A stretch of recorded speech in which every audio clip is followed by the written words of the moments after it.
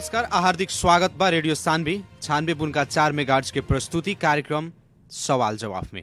कार्यक्रम सवाल जवाब के साथ उपस्थित हो चुकल बनी हम कार्यक्रम प्रस्तोता मुकेश गदी।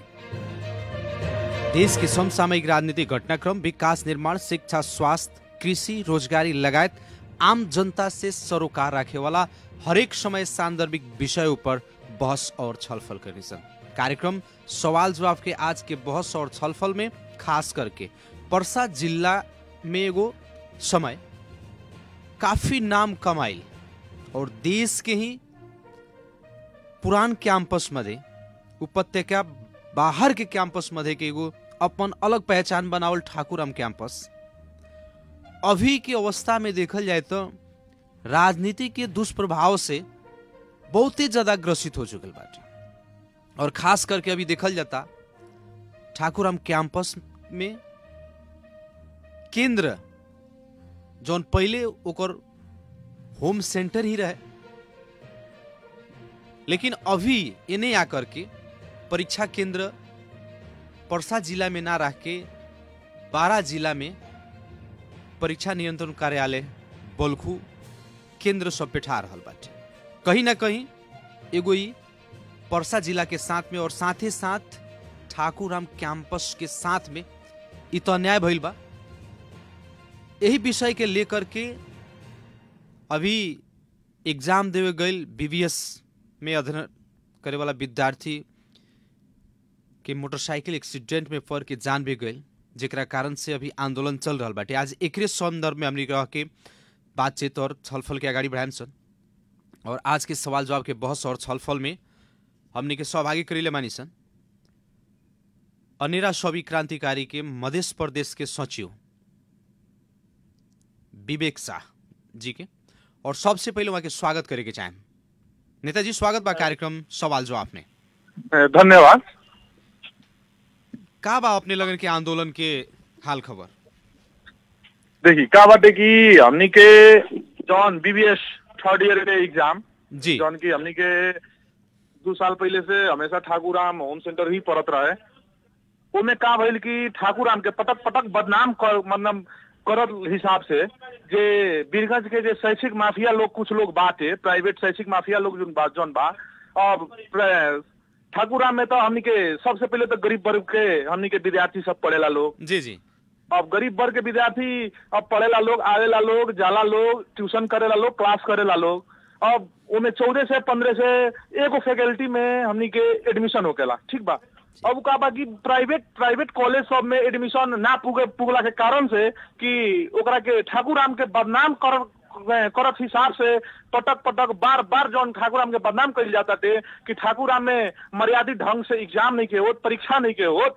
तो जब लेकिन एगो सेंटर चेंज के खातिर इतना रुआ लोगन आंदोलन करतनी इ उ गरीब असहाय और जेहनदार विद्यार्थी के खातिर की विद्यार्थी नेता लोग के खातिर बता दे। हम अपने के हुए बताओ तनी जौन हमनी के ठाकुरा में जे गरीब वर्ग के जे समुदाय के लोग हमनी के विद्यार्थी लोग में पढ़ेला लोग, उ लोग के बताई कैंपस जब ठाकुराम में जब मर्यादित ढंग से एग्जाम नहीं के होत, परीक्षा नहीं के होकर, तो बीरगंज में भी और सब कॉलेज सब बानो, हरी खेतान भी बा, बीपीसी भी बा और सब स्कूल बा। अब जैसे सिमरा में हमनी के अब एगो सिमरा कॉलेज तो तोकले बाटे, सिमरा कॉलेज में सेंटर तोकले बा, मगर सिमरा कॉलेज के अलावा भी एगो नेपाल राष्ट्रीय माध्यमिक विद्यालय बा, ओमे एग्जाम लेवल जाता का ओइसन मतलब स्थिति के स्कूल हमनी के पर्सा जिला में बा कि ना। लेकिन विवेक पर्सा जिला के एगो चाहे सिमरा हो, विवेक जी हमर का नाम की अगर पढ़े वाला विद्यार्थी बा तो चाहे सिमरा होखो या हमनी के 77 जिला 7 प्रदेश में कहीं होखो, उससे दिक्कत अपने लगन के आपत्ति का है बा? जी जी सुनी, पढ़े वाला विद्यार्थी को पढ़ाई मतलब एग्जाम दे सकता है। तो एकर मतलब का कि ट्यू रजिस्ट्रार जोन कंट्रोलर बा वो अमेरिका भेज दी, ऑस्ट्रेलिया भेज दी, पढ़े वाला विद्यार्थी को एग्जाम दी नु रह गई बात कि पढ़े वाला विद्यार्थी ठीक बा ठाकुराम में मर्यादित ढंग से एग्जाम नहीं के होकर, तो ठाकुराम में मर्यादित ढंग से एग्जाम लेने के पहल करेगा पड़ल। एकर मतलब ना कि ठाकुराम के सेंटर हमनी के अन्यथा और जिला में अब जैसे अब लूजे होता है, एग्जाम लूजे होता है, पर मतलब कि ऑस्ट्रेलिया भेज दी रजिस्ट्रार कंट्रोलर, ओकरा के वही जगह पर कैसे एग्जाम मर्यादित हुई, कैसे एग्जाम के यहाँ एगो बढ़िया ढंग से ले सकल जाओ, कैसे एगो अच्छा संदेश जाओ मतलब देश में, वैसा परिक्रमा में लागे के चाहिए सर कि अब एग्जाम अब ठाकुरा में एग्जाम नहीं के हो, मर्यादित ढंग से नहीं हो, मतलब कि कौन फेंक दी रजिस्ट्रार आ कंट्रोलर। सबसे विषय के 400 के विषय तो ई बाटे नु एकर मतलब कहीं ना कहीं हमनी के रोवा सुनी सर, वही कॉलेज के देखें, जैसे ठाकुर राम के देखें, आज ठाकुर राम से निकल विद्यार्थी आज उच्च ओहदा में बानू, जैसे हमनी के देश के पूर्व प्रधानमंत्री उपराष्ट्रपति तक देहल हमनी के ठाकुर राम कैंपस के गरिमा बाटे जी, उर्मिला रियाल जी बानी। तो उहे कॉलेज जब उतना मर्यादित बड़े वो जगह पर उच्च स्तर में पहुंचल लोग भी बा, तो ई ठाकुर राम कैंपस में कैसे मर्यादित ढंग से एग्जाम नहीं होकर, कहीं ना कहीं तो शैक्षिक माफिया लोग के एमे चल खेल हो सकताटे। हमनी के बुझाई अपने लोगन के जौन अभी आंदोलन चल रहल बा विवेक जी, जौन आंदोलन कर रहल बानी लगन, इससे पहले भी जौन बेरा सेंटर चेंज भई रहे वो बेरा भी आंदोलन भई, लेकिन ओकर प्रभाव खास से ना पड़ल। आज भी आंदोलन हो रहल बा, जहां अपने लोगन के आंदोलन करे के चाहिए कहीं ना कहीं अपने लोगन चूक रहल बानी कि ना? ना हमनी के जहाँ हमनी के इहवा से लेके अगर हमनी के मांग अगर इहवा हमनी के ठाकुर राम कैंपस में हमनी के होम सेंटर नहीं खे देवे के टीयू के रजिस्टर के मत देव, हमनी के मतलब नहीं के मगर कौन बीरगंज के बदनाम कइल जाता, ठाकुर राम के एगो शैक्षिक एगो होइसन एगो मदेश के कथी कहल जाऊ एगो देश के एक नंबर कॉलेज रहे ठाकुर राम कैंपस, वैसन अवस्था में ओकरा के बदनाम क के आई दूसरा जगह एगो प्राइवेट शैक्षिक माफिया के कारण के एकरा के बदनाम करत करत करत करत ले जा रहल बा लोग, एकरा के बंद करो लोग। बीरगंज में ठाकुर राम कैंपस में कैसे मर्यादित ढंग से एग्जाम हुई? अगर विश्वास नहीं थे तो मैं सीसी कैमरा जलान करो लोग ठाकुर राम कैंपस में, ठाकुर राम सीसी कैमरा जलान करके वहां के कैंपस प्रमुख प्रशासन के मांगो, प्रशासन के सहयोग में एग्जाम ले सकते नु। लेकिन यह बात आ रहल बाटे कि जौन अपने लगन आंदोलन कर रहल बानी परीक्षा विद्यार्थी लोग बहिष्कार कर रहल बाटे, का ऐसी समस्या समाधान हो सकता? अपने लगन के आंदोलन अपने लगन के उस्काव के चलते कुछ विद्यार्थी के भविष्य भी कहीं ना कहीं अंधकार में जा रहल बाटे, बैक हो रहल बाटे। सुनी, हमनी के विद्यार्थी के उचल लेने की सन, हमनी के का देखनी सन, जैसे कि अपने के 25 गते से रेगुलर एग्जाम रहे जी, बीबीएस थर्ड ईयर के 25 गते से एग्जाम रहे, का बल्कि 24 गते रात के 24 गते रात के अपने के सॉरी 22 गते अपने के ठाकुर राम के लेटर पैड कॉलेज के लेटर पैड पर राम राजा में कॉलेज के सेंटर तोकल गई, प्रवेश पत्र वही जन मिली कह के तोकल गई।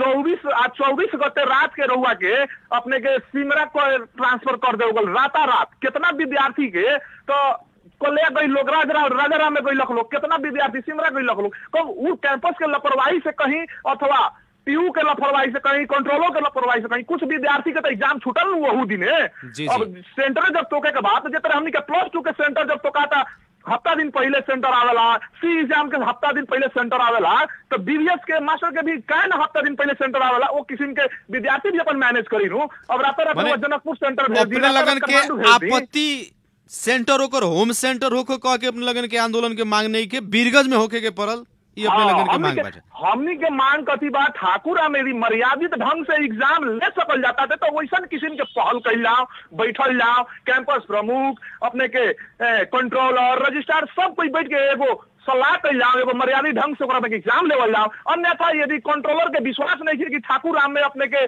चीटे होता, चीटे चुरावला विद्यार्थी आंदोलन करता, तो हम रजिस्ट्रार के कंट्रोलर के यही जन से खबरदारी करावे के चाहें कि रुआ लगन के मानसिकता खराब बा, रुआ लगन एगो उच्च औधा पर रुआ लगन बैठल बानी लगन विद्यार्थी के बारे में एगो कुछ बढ़िया ऐसा की एगो यदि सोची लगन कि आज के जौन विद्यार्थी बा ध्यान के देश के कर्णधार बा, हो सकता अभियान कैंपस के जौन भी विद्यार्थी वही लोग वो लोग प्रधानमंत्री भी बन सकता, राष्ट्रपति बन सकता, जैसे कि उदाहरण तो बालू अपने के कैंपस के मतलब कि प्रधानमंत्री भी भइल व्यक्ति बा लोग, उपराष्ट्रपति भी भइल व्यक्ति बा लोग, अपने के राष्ट्रीय सभा भी भइल व्यक्ति बा लोग नो। लेकिन किसी के लेवल कहीं ना कहीं ठाकुर राम के बीरगंज के कोनो भी कैंपस में मर्यादित ढंग से एग्जाम हमनी के ले सकल जाता, वो में पहल करो लोग, हमनी के आग्रह विवेक जी कहीं ना कहीं एगो हमनी के आम जनमानस में कहीं ना कहीं एगो अब ओकरा के भ्रम कइल जा, चाहे ओकरा के यथार्थ का कहल जा सकता कि जैसे विगत में अपने कहनी है, अच्छा वो इतिहास कायम बाटे, यह ठाकुर राम है, एगो एक अलग पहचान रहे, लेकिन वो पहचान के रुए लगन जैसा नेता लोग विद्यार्थी नेता लोग ओकरा के बिगाड़ दिलक, जेकरा कारण से आज दिन देखे के पड़ रहा बाटे। पर अपने के प्रतिक्रिया का बा? ना विद्यार्थी नेता तो बिगड़ले ही नहीं के सर, विद्यार्थी नेता जब ठाकुरा में विद्यार्थी के समस्या पड़ल बा तब तक वहाँ विद्यार्थी नेता खड़ा भइल बा। रह गई बात हम अपने के पहला भी कहनी है कि कुछ शैक्षिक माफिया लोग के कारण से आज ठाकुर राम बदनाम भइल बा। शैक्षिक माफिया लोग के पकड़ के सार्वजनिक करे के पड़ल न, सार्वजनिक होई सर, एकदम सार्वजनिक होई। अब विद्यार्थी संगठन उठ गई बा, अब जा गई बा। पहले जोन करत रहे लोग नो, पहले जोन करत रहे लोग चल खेल में हमनी के जे तरह करप्शन होते रहे, विद्यार्थी संगठन चुपचाप लागी, विद्यार्थी संगठन कभी भी चुपचाप नहीं लागत। अब उ लोग के खड़ा करके पर्दाफी करके हमनी के जरूर उन लोग के हमनी के कालो मोसो डालेम सर। रुआ लगन जौना पार्टी के खातिर लड़ी नहीं लगन, आंदोलन में सहभागी होखी नहीं लगन, आज उ पार्टी के नेता देखल जाए, परसा जिला के बात कल जाओ तो 4 गो सांसद प्रत्यक्ष में अपने के, 8 गो विधायक लोग प्रत्यक्ष रूप में निर्वाचित भइल बा। हर एक पार्टी की साझा विषय बन सकता, लेकिन पर कोनो पार्टी के अभी तक खास करके एगो नेपाली कांग्रेस अपन एगो एकबत्ता जाहिर कैले बाटे प्रेस विज्ञप्ति के मार्फत से, दोसर पार्टी के नहीं आइल। और उमे दोसर बात का बाटे कि जैसे कि जे भी जीतल सांसद या प्रदेश सांसद लोग बा, ये लोग के प्रतिक्रिया नहीं क्या का है। अब सुनी, हम अपने के पहला भी कथी कहनी है कि कुछ आदमी के चल के हो सकता, रह गई बात कि हमनी के संयुक्त विद्यार्थी संगठन जौन की एगो आंदोलन के घोषणा कैले बाटे और आंदोलन अभी रुकल नहीं के, आंदोलन के अभी बहुत ऐसा कार्यक्रम अभी आते रही जाते रही जब तक ले ई मांग के संबोधन ना होगी। रह गई बात की रुआ कहनी है कि हर एक पार्टी के प्रतिनिधि से प्रेस विज्ञप्ति आ रहा बा। हम भी देखनी है कांग्रेस के अपने के क्षेत्रीय सभापति जनार्दन सिंह छेत्री भी अपने प्रेस विज्ञप्ति निकलने बानी, वैसे भी हमनी के कथी बोलला जनमत पार्टी भी निकलले बा। वैसे हमनी के भी पार्टी में कथी बा कि सलाह भइल ख हमनी के विज्ञप्ति निकाले के वो समस्या में बोले के, नेता लोग भी बोलो, हम खबरदारी करावे के ना। तो विद्यार्थी लोग से नेता लोग खाली झोरे ढोवाई, या जब विद्यार्थी के समस्या आई ओबर आवाज ना निकली। सर झोरा ढोवे वाला दिन गईल, झोरा ढोवे वाला दिन चल गई। अब झोरा ढोवे वाला दिन नहीं के विद्यार्थी नेता अथवा युवा लोग कौन नेता के झोरा ना ढोई लोग, झोरा ढोला दिन चल गई। लेकिन ये तो पूरा परसा जिला के कहीं ना कहीं साख के साथ खेलल गई बाटे। हम अपने के एफएम के मार्फत से हम जानकारी करावे के चाहे हर एक विद्यार्थी संगठन के साथी लोग के कि रउआ लगन अपना पार्टी के प्रतिनिधि लोग के खबरदारी कराई लगन, यदि अपने लगन के पार्टी प्रतिनिधि दबाव करता आंदोलन रोकेला अथवा कुछो कहता ओकरा खबरदारी कराई लगन कि हमनी के कोनो भी हालत में ये आंदोलन ना रोकम सन। काहे से एगो वीरगंज के हमनी के बदनाम कइल जाता, ठाकुर राम के वैसन एगो बड़का इतिहास बोकल एगो कैंपस के भी बार बार एकरा के हमनी के बदनाम कइल जाता। ओ से इतिहास के जोगावल हमनी के फर्ज बा। ओ आंदोलन में ओ संघर्ष में रउआ लगन हमनी के साथ दिल कह के हर एक विद्यार्थी संगठन से हम अपील करें, आग्रह करें। विवेक जी, अपने लगन के आंदोलन के कारण से ठाकुराम कैंपस के दैनिक शैक्षिक और प्रशासनिक काम सब कहीं ना कहीं प्रभावित बाटे।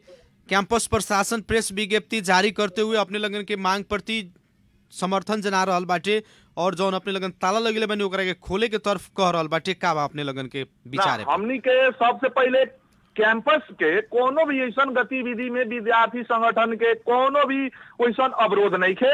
हमनी के एगो शांतिपूर्ण ढंग से अभी एग्जाम चलता, मास्टर के 3rd सेमेस्टर के एग्जाम चलता, वो एग्जाम में कोनो भी ऐसा किसी के बाधा अड़चन ना आओ कह के हमनी के ओकरा के ख्याल रखते हुए हमनी के एगो शांतिपूर्ण हमनी के ढंग से ठाकुर राम कैंपस लगाए। हमनी के और भी हमनी के जितना भी हमनी के परसा जिला में जो +2 कैंपस बा वो कैंपस प्रमुख लोग से भी आग्रह करम सन। आज के दिन में वीरगंज के बदनाम होता, देखो ठाकुर राम के ही बदनाम नहीं होकर, वीरगंज के हर एक शैक्षिक संस्था के बदनाम हो रहा बा।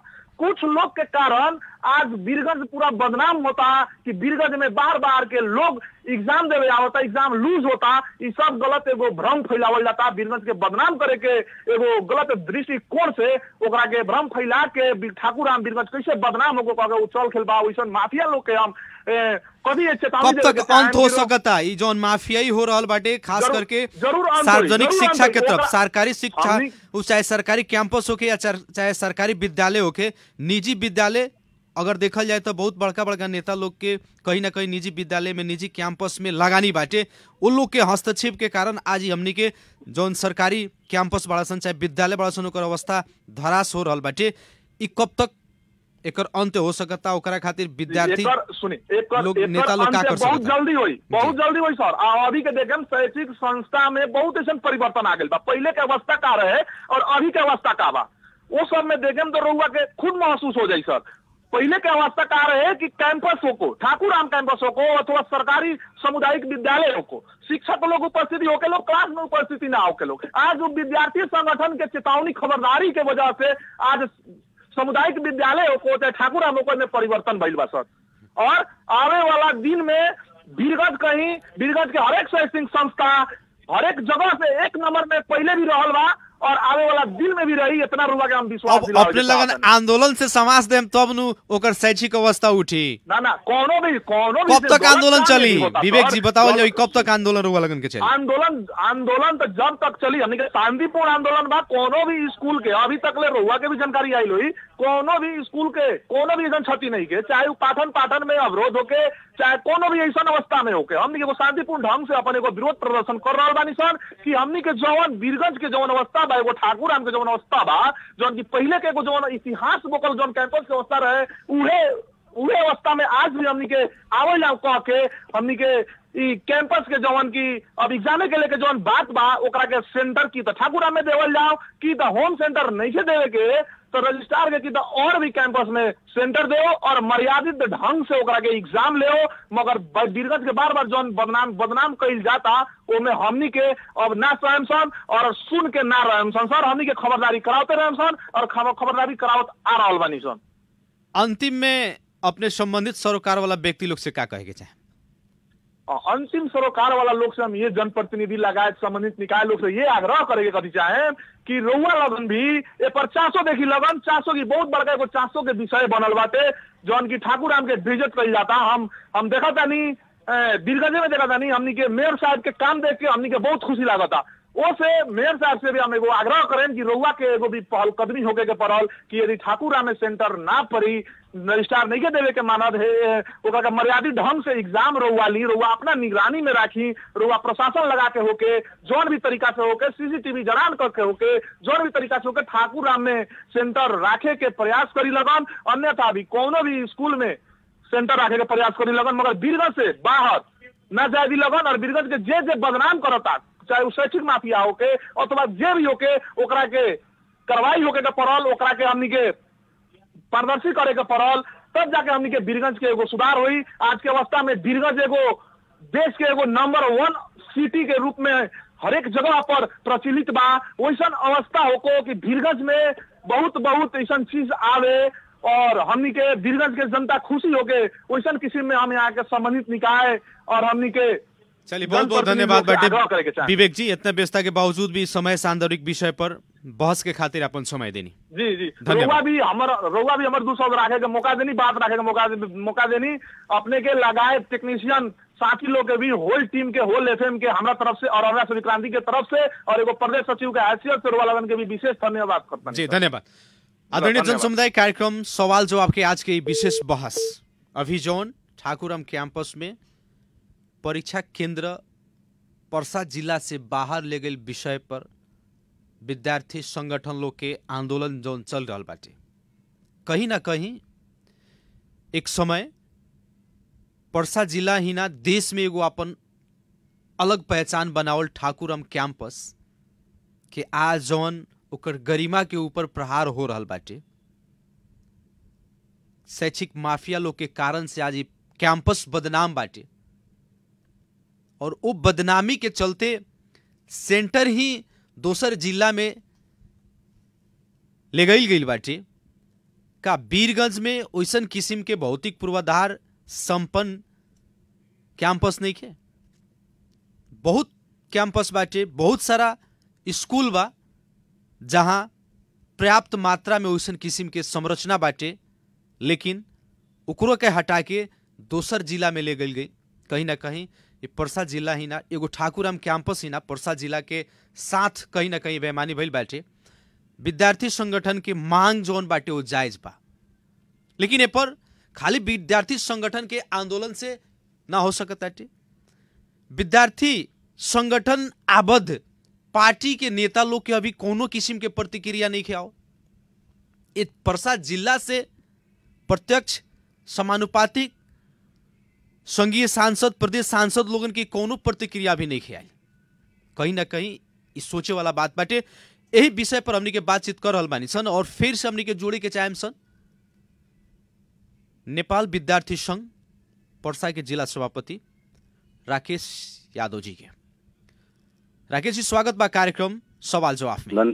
धन्यवाद हजुर, धन्यवाद। तर नाम चाहिँ अलि मिस्टेक राख्नुभयो। रमेश यादव जी हजुर। का बा अपने लोगन के आंदोलन चलते रही कि रुकहू वाला बा? जी आंदोलन चलते रही या रुकी, ये हमनी के डिपेंड करता हमनी के उठावल मांग का बा, हमनी के मुद्दा का बा, एक संशोधन कौन तरीका से हुई एकरा पर डिपेंड करता कि हमनी के आंदोलन चली कि रुकी। लेकिन जौन अपने लगन मुद्दा उठैले बानी, अगर देखल जाए तो विद्यार्थी पढ़ता तो कहीं एग्जाम दे सकता, लेकिन परसा जिला के एगो कहीं ना कहीं एगो ठाकुर राम के ही अस्तित्व के बात नहीं के। परसा जिला में बहुत सारा भौतिक संरचना बाटे जहाँ कैसन कैसन सेंटर चलावल जा सकता, लेकिन आंदोलन अपने लगन कर रहल बानी विद्यार्थी खातिर की अपना खातिर। जी एगो हम भी देख रहल बानी सोशल मीडिया में एगो फैलावल कुछ शिक्षा माफिया के, कुछ विद्यार्थी आंदोलन के मन ना पड़ाए वाला स्वार्थ में डूबल कुछ व्यक्ति लोग के टिप्पा टिप्पणी सोशल मीडिया में भी हम देखा तनी सन, बट एकर कोनो औचित्य नहीं के, मीनिंगलेस बा। ये विद्यार्थी सबके पक्ष में विद्यार्थी सन के सहूलियत होको, विद्यार्थी सन के इजी तरीका से एग्जाम दसन। प्रदेश नंबर 2 में सबसे ज्यादा शैक्षिक संस्था भइल सिटी बीरगंज है जी। बीरगंज में इतना कॉलेज होते हुए भी, इतना भौतिक संरचना होते हुए भी, एग्जाम के सेंटर खातर इतना सेवा सुविधा होते हुए भी बीरगंज के सेंटर बाहर का है। काठमांडू में बैठल कंट्रोलर रजिस्ट्रार बारम्बार ई खातर विद्यार्थी संगठन सब लोग ए पर आवाज उठावला, विवाद करता। बीरगंज में इतना सेवा सुविधा होते हुए बाहर ले जाए के रीजन का है, ई क्वेश्चन के जवाब हमनी के कहीं से नहीं मिलत। हमनी के चारों ओर अपना आवाज उठा रहल बानी, लेकिन जौना पार्टी से रोवा लगना आबद बानी वो पार्टी के नेता लोग चुपी सदले बका है नहीं के सदले सर। हमनी के आंदोलन के संबोधन में समर्थन में नेपाली कांग्रेस के जिला सभापति आदरणीय जनार्दन सिंह छेत्री प्रेस विज्ञप्ति ही निकाल के नैतिक समर्थन दिले बनी। अभी सोशल मीडिया में देख सकता नहीं, वहाँ हमने के लगातार जो ये आंदोलन भइल उससे पहले से हमने के बातचीत सब लोग से हो रहा बा, पार्टी के नेता लोग से, वो लोग भी पूर्ण रूप से इस चीज के समर्थन दिले बा कि ठाकुर राम के जौन समाज में बीरगंज में वा देश में जौन बदनाम करे के जौन शिक्षा माफिया लोग के जौन योजना बा, प्रोपेगेंडा बा, ओकरा विरोध में तहनी खड़ा रहो को लगिन, तहनी आगे बढ़ लगिन, तहनी के साथ में तहनी के मातृ पार्टी तहनी साथ में बा कह के पूर्ण रूप से हमनी के समर्थन और निर्देशन भी बा। रमेश जी बताओ जाओ, ठाकुर राम के जौन साख एगो रहे उ साख आज गिर चुकल बाटे, ओकरा के बदनाम शैक्षिक माफिया लोग के कारण से करावल गइल बाटे कि ठाकुर राम में आबद्ध विद्यार्थी नेता लोग के कारण से? प्रश्न बता जी। रउआ के भी एगो मनन करे वाला बात बा जी, जितना भी श्रोता लोग सुन रहा बा उ लोग भी चीज के मनन भी करो। ठाकुर राम बहुमुखी कैंपस में जब भी आंदोलन भइल बा, चाहे जब भी कोनो चीज के लेके विद्यार्थी संगठन आवाज उठैले बात, उ ठाकुर राम के साख जोगावे खातर, वहाँ पढ़े वाला विद्यार्थी के पक्ष में, उ लोग सेवा सुविधा खातर, उ लोग क्वालिटी ऑफ एजुकेशन के बारे में इस सब खातर आवाज उठैले बा। जब जब यहाँ चुकल बा कैंपस तौना टाइम में ही खाली विद्यार्थी के आंदोलन मिल बा या विद्यार्थी संगठन लोग आवाज उठैले बा। बट बीरगंज में जो देखत हो के विगत 10 साल से कितना एकदम लहर से प्राइवेट कॉलेज खुल रहा बा। ई जौन प्राइवेट कॉलेज के जौन कुछ लोग बाय में शिक्षा माफिया जौन अपना कॉलेज चलावे के चक्कर में शिक्षा के एगो व्यापार बनैले बा, उ लोग समाज में विभिन्न किस्म के प्रोपेगेंडा रच के नीति ठाकुर राम प्रति गलत सोच नीति रख के फैलावल गइल बा कि ठाकुर राम में मैक्सिमम आम जनता गरीब के जहनदार विद्यार्थी लोग पढ़ेला, वहाँ न जाओ, हमनी के कॉलेज में आओ कह के एगो फैलावल प्रोपेगेंडा और रचित एगो गलत। लेकिन विद्यार्थी संगठन तो वैसा माफिया लोग के आम जनता के सामने तो ले आ सकता, नंगा तो कर सकता। एकदम सर, हमनी पहले से थोड़ा तरीका से आगे बढ़त नहीं हन। अब फिर जौन ठाकुर राम प्रति जौन निशाना साध के कइल गइल बा, ठाकुर राम प्रति बदनाम करे के, ठाकुर राम में पढ़े वाला विद्यार्थी लोग पे जौन एगो पीड़ा देवे के, उ लोग दुख देवे के जौन एगो काम कइले बाड़ लो, अब फिर ई बहुत ही निंदनीय और असहनीय बा। अब फिर हमनी उ लोग के पर्दाफाश करिए के माने सन। हमनी के आंदोलन हमनी समर्थन के साथ साथ ई लोग के पर्दाफाश करे तक जारी ही रही। अपने लगन के जौन आंदोलन कर रहल बानी, का ये आंदोलन से ठाकुर राम के जौन परीक्षा केंद्र दोसर जिला में गइल बा, का अपना जिला में आ सकता? एकदम आही के परिसर हम परीक्षा दूसरा जगह काहे जाई?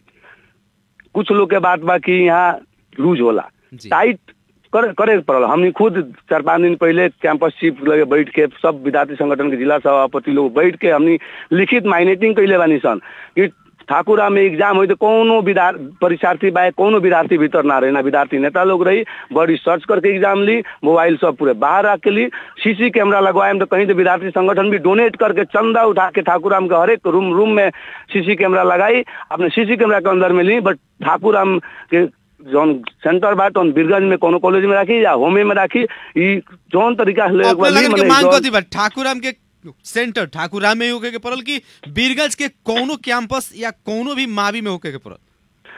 हमनी के मांग ई बा कि बीरगंज के ठाकुराम के कैंपस बीरगंज के कोनो कॉलेज व स्कूल में भइला से हमनी के सहमति बा।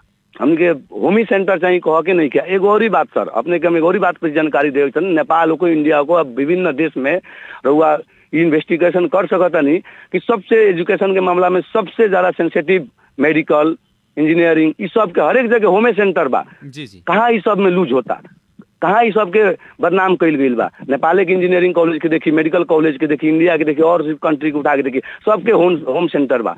वो उतना सेंसिटिव एजुकेशन हो के वहाँ बदनाम नहीं खे, बट ठाकुराम के जानबूझ के बदनाम कइल गइल बा सर। इस शिक्षा माफिया लोग के, कुछ प्राइवेट सेक्टर चलावे वाला कुछ व्यक्ति लोग के रचल प्रोपेगेंडा, ओकरा के तो उजागर करे के पड़ल।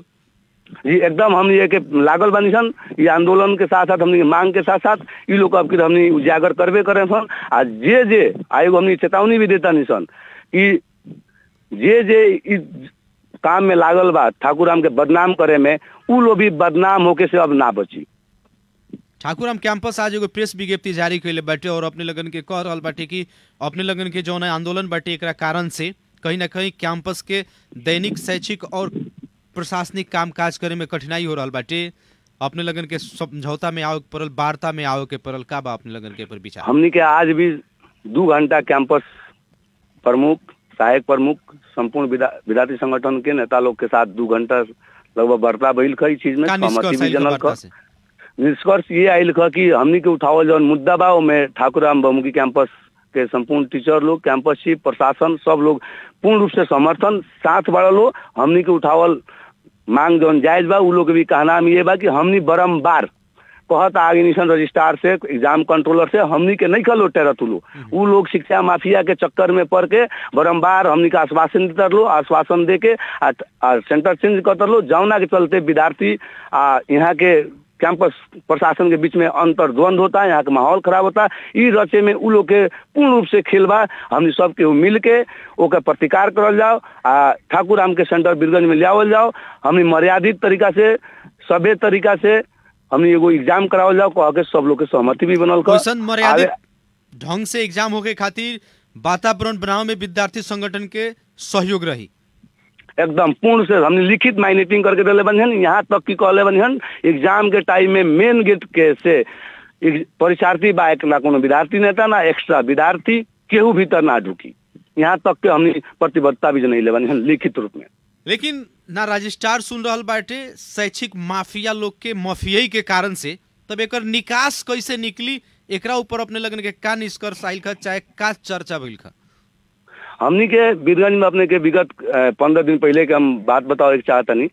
वहाँ के एग्जाम कंट्रोलर बीरगंज में आइलन, यहाँ पार्टी के सब पार्टी सभापति लोग के भी मीटिंग राखल गई। ओमे हरिखेतान बहुमुखी कैंपस के कैंपस श्री भगवान यादव के भी बुलावल गई रहे, टीपीसी के संचालक दीपक साकिया जी के भी बुलावल गई रहे, तिरजूत के भी बुलावल गई रहे, कैंपस प्रिंसिपल के, सब लोग के बुलावल गई रहे। ये लोग केहू ना लेवे के चाहे। रीजन का है कि सेंटर बीरगंज में रही तब ठाकुराम बहुमुखी कैंपस के माहौल ठीक हो जाये, वहाँ आंदोलन ना हुई, लोग में जो गलत मानसिकता प्रोपेगेंडा फैलावल गई बा निकल जाये, फिर ठाकुराम के पुराना साख उजागर हो जाये, पुराना साख फिर रिटर्न हो जाये। अब हमनी के ना चले सकी बिजनेस व्यापार, जी हमनी के जो शिक्षा के व्यापार बने बन एमे हमनी ना चले सकल जाये। कह कि लोग जान बुझ के ना रख के ठाकुराम के आज आंदोलित कैले बा, बदनाम कैले बा, वहाँ के माहौल खराब कैले बा। माहौल यही रही कि एकरा में चेंज होई और ओकरा खातिर अब आंदोलन के अपने लगन स्वरूप जौन बाटे अभी के फिलहाल ऐसने रही कि एकरा के परिवर्तन करके आगे बढ़े में लगन का बाटे पर प्रतिक्रिया अपने के? हमनी के आंदोलन अब सर चरमबद्ध तरीका से शांतिपूर्ण पहले भी रहे। हमनी शुरू के दिन में चेतावनी सिर्फ देवे के सन, हमनी भी गई रही सन सिमरा सेंटर पे शांतिपूर्ण एग्जाम से 10 मिनट पहले तक शांतिपूर्ण हमने आंदोलन करल जाओ कि एक मैसेज जाओ केंद्र में कि संपूर्ण विद्यार्थी खातिर पीड़ित बा, रुआ लगने पर ध्यान दी केंद्रित हो कि मुद्दा पर कह के हमने के एगो सिर्फ मैसेज देवला गए, बट वहाँ कंट्रोलर, एग्जाम कंट्रोलर पुलिस प्रशासन यूज करके लाठी चार्ज करके वहाँ माहौल खराब कैलन, जौना के कारण मैक्सिमम विद्यार्थी एग्जाम के बहिष्कार कैलक। एक दिन हमनी एग्जाम के सब विद्यार्थी बहिष्कार कैलक, यो चेतावनी के रूप में कि तहनी के जबरदस्ती थोपल स्वार्थपूर्ण तरीका में ला के जौन थोपल निर्णय बा हमनी ना मानेम सन। जौन सिस्टम में बा, जौन उचित बा, जौन शिक्षा के विद्यार्थी के पक्ष में बा, हित में बा, उ डिसीजन ल लें कह के चेतावनी के रूप में बहिष्कार कैलक लोग। बाकी यहाँ से सब लोग एग्जाम भी दे रहल बा। रह गई हमनी के और मुद्दा रहे का कि जौन भी ठाकुराम बहुमुखी कैंपस में पिछला बार भी कैंपस चेंज कैनी सन आंदोलन करके, इस बार भी हमनी काहे कैंपस चेंज करल जाओ। हरदम हमनी अपने में काहे ठाकुराम बहुमुखी कैंपस के विद्यार्थी संगठन प्रशासन सब एगो परिवार के टाइप बनी। हमनी आपस में कब तक दूसरा के गलती के चलते अपना में लड़ल जाओ, जौना के चलते हमनी कैंपस में कोनो किस्म के क्षति ना करके, कैंपस शिप लोग से कोनो किस्म के हमनी के दुर्व्यवहार ना करके शांतिपूर्ण तरीका से सब लोग मिल के ई आंदोलन के सक्सेस करें सन, हमनी के मांग पूरा करें सन। ठाकुराम बहुमुखी कैंपस के साख जी ठाकुराम कैंपस के साखपुर हमनी फरकाएम सन। चली अपने की जोन विश्वास बाटे ई विश्वास कायम रहो और साथे साथ ठाकुराम कैंपस के जोन गरिमा बाटे वो गरिमा और ओकर साख फिर से लौट के आओ और कहीं ना कहीं फिर देश में नाम करो, ये हमनी के चाहना बाटे। अब में विद्यार्थी संगठन के बहुत बड़ा भूमिका हो सकताटे। अगर वैसा किस्म के लगन वातावरण बना सकतानी तो ठाकुराम फिर से अपन पहल का रूप में स्थापित हो सकताटे। हमनी के सर एगो औरी कथी बा, ये अपने के रेडियो मार्फत हम और का एगो जानकारी देवे चाहतनी जी। अगर त्रिभुवन यूनिवर्सिटी में बैठल रजिस्ट्रार एग्जाम कंट्रोलर उ लोग इस संपूर्ण मुद्दा के संबोधन नहीं के करत, विद्यार्थी के पक्ष में उ लोग नहीं के आवत, उ लोग स्वार्थपूर्ण शिक्षा माफिया के हिसाब से चली, उ लोग अपना स्वार्थ में लागी, तब बीरगंज परसा जिला में जितना ट्यू से रिलेटेड कैंपस बा उस सब जगह से हमनी ब्रेक करेम सन ट्यू से। जी चलिए, बहुत बहुत धन्यवाद समय और संवाद के खातिर समय देने के ला। धन्यवाद अपने के भी जी। आदरणीय जन समुदाय कार्यक्रम सवाल जवाब के आज के बहस और छलफल खास करके ठाकुराम कैंपस अभी चर्चा के विषय बाटे। चर्चा ऐसे बाटे कि ठाकुराम कैंपस के परीक्षा केंद्र दूसर जिला में गई बा का परसा जिला, जहां एकरा के मध्य प्रदेश के ही शैक्षिक हब के रूप में बा।